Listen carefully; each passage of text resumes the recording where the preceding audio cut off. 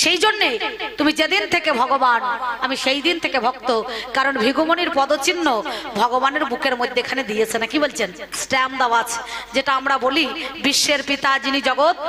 আজকে আমাদের মধ্যে এখানে কৃষ্ণধন কৃষ্ণ তিনি কি করেছেন না, ভক্তির ডোরে সেই ভগবানকে হৃদয়ের মধ্যেখানে তিনি বেঁধে রেখেছেন।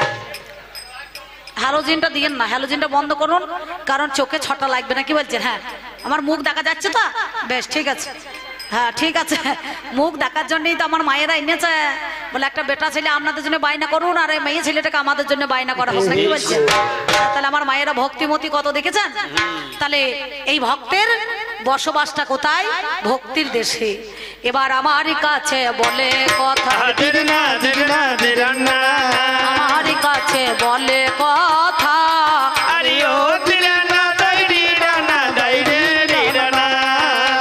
বলে যে জানা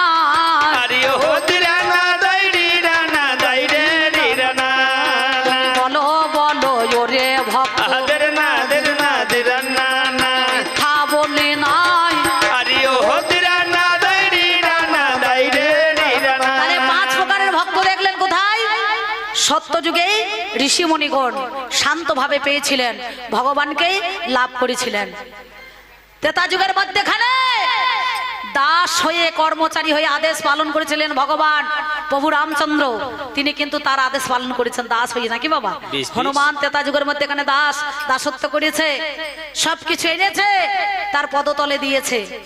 এইবার সক্ষভাবে অর্জুনকে তিনি সখা রূপে অর্থাৎ বন্ধু রূপে পেয়েছেন। মধুর ভাবে কারা পেয়েছে? ব্রজ গোপীরা, রাধা রানীরা, নাকি বলছেন? মধুর ভাবে তাকে পেয়েছে সেই ভক্ততেই, সেই ব্রজ গোপী রাধা রানীরা। আর বাৎসল্য ভাবে কে পেয়েছিল? মা যশোদা, পিতা নন্দ কৃষ্ণের জন্য কেঁদে কেঁদে অন্ধ হয়ে গিয়েছে, নাকি বলছেন? একটা গান শোনেননি?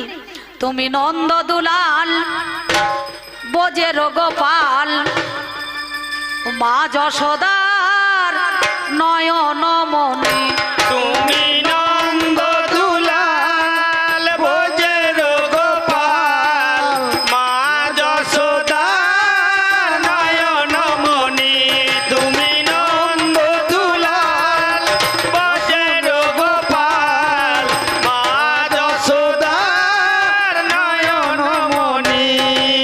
ঘুম যদি মার ভেঙে যায়, চোখ মিলে সে জনতা কায়, ঘুম যদি তার ভেঙে যায়, চোখ মেলে সে যেন তাকায়, করুণা করা পড়বে ধরা, আর করুণা করা পড়বে ধরা, চুরি করে খায় মাখন ননি, তুমি নন্দ দুলাল ব্রজের গোপাল, মা যশোদার নয়ন মনি।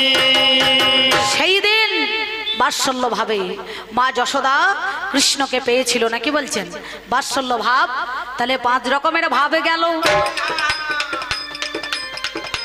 5 রকমের ভাবে গেল আমাদের ধন।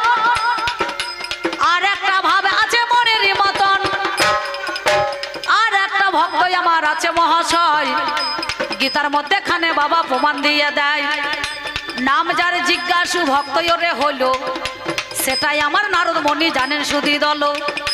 ভক্ত ভগবানের সঙ্গে দেখা হইয়া যায়, মায়া নদীর এপারেতে ভগবান দাঁড়ায়, ওপারেতে ভক্তই আমার দাঁড়িয়ে যাই আছে, আমাদের মধ্যেখানে দেখা হইয়া গেছে। মাদ্রি জটরের মধ্যেখানে ওরে জানি, মায়াতে দিলেন আমার ভগবান তিনি, এই জগৎকে মায়ায় আমার ভুলিয়ে দিল হাই। আপনারা জ্ঞানী জনে জানেন মহাশয়, সত্যি কথা বলি আজ কথা শুনে চলো, 8ম মাস গর্ভের মধ্যেখানে সেদিন মায়া দিয়ে দিল। কারণ ভগবান নিজে আমাকে জিজ্ঞাসা করছে, তুমি আমার কথা ভুলে গেলে কেন মায়াতে? তুমি তো নিজেই মায়া সৃষ্টি করেছো, আর নিজেই তো মায়া নিয়েছো, নাকি বাবা? শিব নিলেন আদ্যাশক্তি মহামায়া, কৃষ্ণ নিলেন যোগ মায়া, নাকি? প্রেমের জন্য যোগাযোগ করার জন্য ভগবান যোগমায়া বড়াই বুড়িকে নিয়েছিলেন আর জীবকে দিলেন মায়া। এই মায়ায় মুক্ত হয়ে ভগবান কিন্তু সেদিন ওই মায়াটাকে দিয়ে দিলেন আত্মার সঙ্গে পরমাত্মার যেদিন